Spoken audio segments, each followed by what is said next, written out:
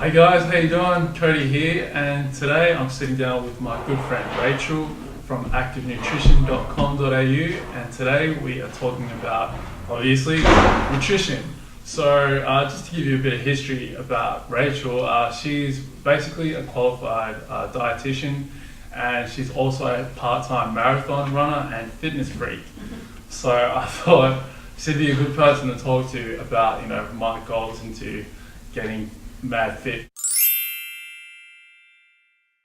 Basically, what I want to get is I want to get a diet plan that I can follow quite easily for the 12 weeks.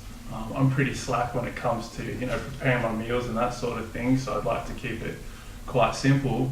But what I want to know first off is it possible for me to actually get huge while staying lean and without compromising my health? And the reason why I say that is because in the bodybuilding world, what a lot of guys tend to do is they tend to have a phase where they bulk up first for a couple of months, and so their diet is very calorie intensive, like they're taking a lot of calories, and the end result of that is they get quite big and puffy, and then once they get to a good size, they then go into their cutting down phase where they're taking less calories, they're probably eating a lot healthier, a lot leaner, and the end result of that is high definition muscles. And what I want to do is to see if I can actually do both at the same time. So every time I'm adding on muscle, it's actually lean muscle. But on top of that, I also want to make sure that I'm doing it without compromising my health, because I know that if you take too much protein, you can negatively affect, your kidneys and your liver and all that sort of stuff.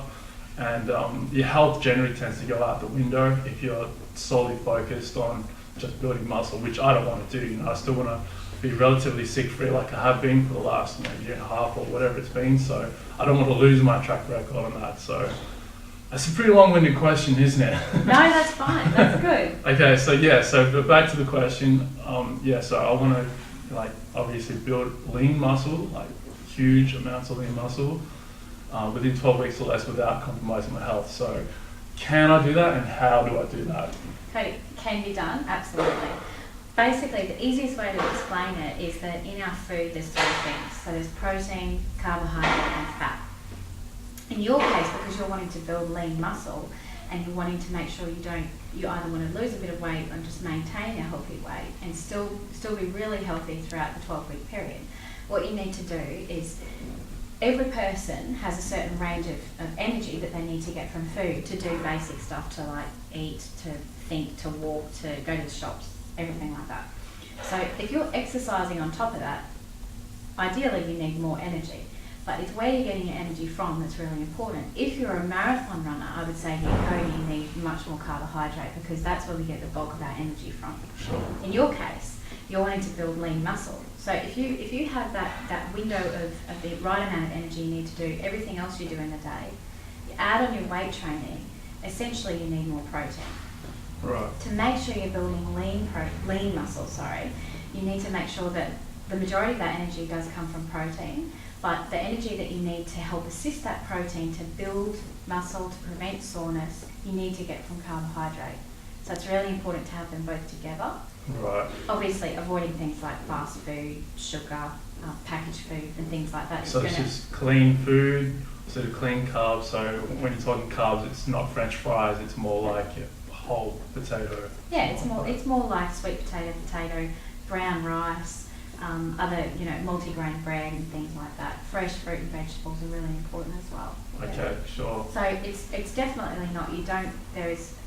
In no way should you be avoiding any of the food groups. So any good fats, any protein or carbohydrate from good sources, they should all be included.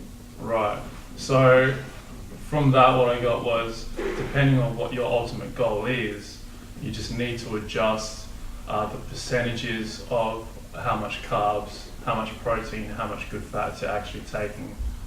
Definitely. Okay, yeah. right. So you need, what I was saying, that base, so you can do your day-to-day things that you normally do. Yep. But if you're weight training on top of that and you're wanting to build muscle, need to increase your protein. But Okay. still make sure you're including carbohydrate and good fats. Yep. And then, like I said, if you're doing like a lot of running, then you probably want to increase more carbohydrate because you're using a lot of energy. Going back to having a portion of protein, portion of carbs, portion of good fats, what is the actual ratio? Is it like an even split? So if you had like your plate of food, would it be 1/3 protein, 1/3 carbs, 1/3 good fats? Is that the balance ratio, or is it a bit different? Okay. Without being too confusing, basically what we recommend to people is to have around 60 to 65% of your food to cut the energy to come from carbohydrate. Then we're wanting about 10 to 15% coming from good fats, so Yep. things like oily fish and nuts and seeds and things like that. Mhm. And then the rest of it coming from protein. So without having to be so caught up in counting and doing percentages and it just being a complete nightmare for you, Yep. what you need to focus on is to really be patient with educating yourself, Mhm. to talk to a nutritionist or a dietitian so they can tell you, okay, this is the amount of energy you need during the day to do your day-to-day things. Yep. Add this much on for the exercise or weight training you're doing. Mhm. Once you know that and you know how to count the energy that you're consuming, then you can say, and then you can just focus on having a balanced diet. Okay, so if you're having a balanced diet within that energy range, Yep. very, very, very likely you're getting everything that your body needs in Right. the right amount. If you take it back to the dinner plate, so then you go back to how much of carbohydrate, how much of protein and stuff. So you know you're getting a balanced diet and you're healthy. But when you're sitting down at dinner, you should always try and have something like half the plate should be salad plus like veggies, like maybe potato, and mix it up and make them as colourful as possible, because the colours in vegetable is what like represents certain nutrients, so that makes sure you're having a balance. Okay. A quarter of the plate should be meat or some sort of protein source. So Mhm. if you're vegetarian, then you have something like legumes, or you have egg, like an omelette or something like that. The rest of the plate should be carbohydrate, straight like mashed potato or brown rice or fettuccine or something like that. Mhm. Does that make sense? Yeah, it does make sense. Okay, so what you went through then is more for like a typical person Yeah. who has maybe moderate to no exercise. Okay, but what about me? What about mad fit guy? Okay. So what do I need to become mad fit guy? Okay, to be mad fit, Cody, and to Going build, back to the plate. going back to the plate, Yeah, and to build that that's a lean good muscle. analogy. Yeah. Okay, what I want you to focus on is to make sure you're having good vegetables at every meal. What you could do is you could have something like a quarter of a plate of protein, but in the carbohydrate that you're having, because without being too confusing, vegetables do have a certain amount of carbohydrate, Mm-hmm. but in your carbohydrate portion you could have something like mashed potato with a bit of like legumes or something, or you could add cheese or something like that to add more protein to your meal. Right. And then when you're looking at all the other meals of the day, because obviously not anyone I know has vegetables at every meal, and if you're having 5 meals a day, Mm-hmm. make sure you have protein and carbohydrate at every meal and snack. So if you're Okay. wanting to make sure you don't have any muscle wastage, but you're also building muscle, make sure you have protein and carbohydrate at every meal, because they're like best friends and they work really well together. And Right. especially if you're an athlete or you're increasing exercise, Mm-hmm. you need the carbohydrate so you've got energy to move. Energy goes into your muscles, and then the protein comes in and says, okay, I'm going to build you up. Yeah. And so they work interchangeably.